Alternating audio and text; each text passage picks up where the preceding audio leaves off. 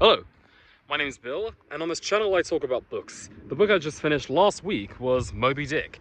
Moby Dick is a 1851 American novel, an adventure novel by Herman Melville about Captain Ahab's pursuit of the white whale. And it's all told through the lens of the optimistic adventurer Ishmael. Ishmael's not really a character, he's just our lens to observe the story in a way. He's Herman Melville himself in a way. So Herman Melville was born in 1819 to a not aristocratic or, not like Elon Musk wealthy, but a moderately wealthy family.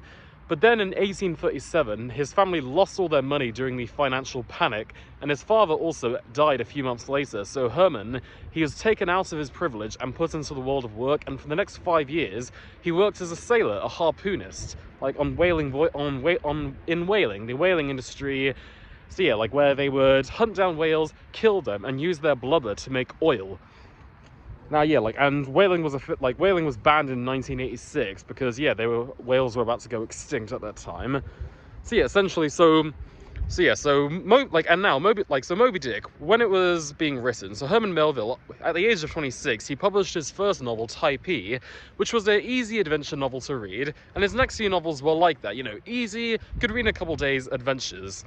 But with Moby Dick, what was supposed to be a 6-month writing period ended up being 18 months. He met Nathaniel Hawthorne, and Hawthorne told him to make it an allegory. So it ended up being less like, say, Robinson Crusoe, and more something on the vein of, like, William Shakespeare or, Homer or the King James Bible.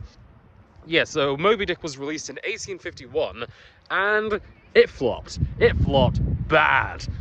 So the critics hated it, saying they'd rather, they'd rather do anything else than read Moby Dick, and also didn't sell or print enough copies. So for decades, it just faded into obscurity. It faded into obscurity until it was picked up by, some other American novels, like Cormac McCarthy citing it as an influence for Blood Meridian, as you can see in stuff like, the way the story is told, as well as Judge in Blood Meridian. But so Moby Dick is now a staple of classic American fiction. If you go into like a bookshop, you're almost always going to find it there. So Moby Dick tells the story of Captain Ahab's uncompromising pursuit of the white whale on the whaling ship known as the Pequod, and it's all narrated through Ishmael, who is Herman Melville himself.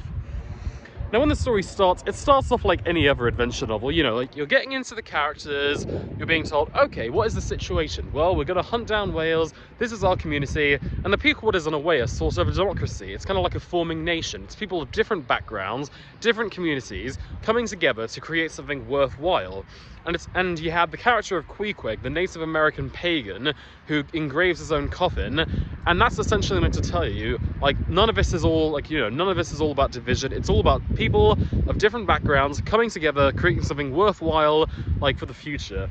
But then the story really changes its momentum when about 100-something pages in, Captain Ahab enters the scene, and with his sheer force and authoritarian will, the story dramatically changes tone, and his presence alone changes the momentum of the story. Now, Captain Ahab's pursuit of the whale is the most debated part about the novel, because Captain Ahab's pursuit is not just psychotic, it's not just obsessive, it's cosmic, because there are things in the universe that are beyond his control, things that are beyond his knowledge, and he refuses to accept that. So in a way, his hunt for the whale, it's a desire, a search for domination, a search for personal satisfaction, a search for meaning, because he wants to become one with nature. He wants to defy the laws of gravity, the laws of physics, the laws of science, to become God in a way. So a bit like Victor Frankenstein in Frankenstein. So Captain Ahab's story, it's all about the obsession, it's all about a search for meaning. Ishmael wants to pursue his dreams through, exploring the world through the sea, exploring, the very things that are out there. Captain Ahab wants to become one with it.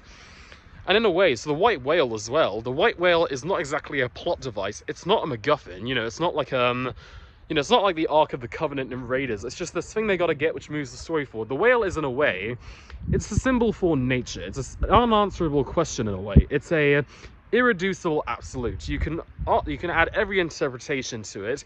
It's like an empty canvas. You can add every interpretation to it, every line, every layer, every idea, but there will never be a wrong or right answer. So the whale is something that can never be found, and it's also an objective. But it's something that can never be achieved. So it's like, no matter how far you push yourself towards it, you will never be able to achieve it. Like, you will never have that moment where you say, yes, I did it.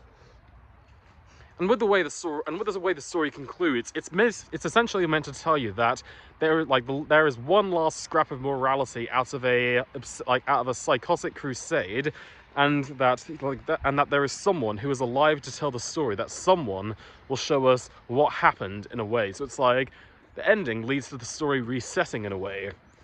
But yeah, so Moby Dick is essentially existential horror of the 19th century.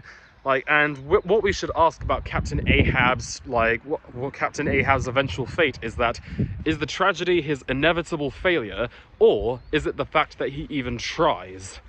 So yeah, Moby Dick is a damn good novel. It's a classic for a reason. It's one of the best American novels ever written, and that is why if you like more dense, prose-driven stories, you should pick it up, because it's damn good. Ciao. Bye.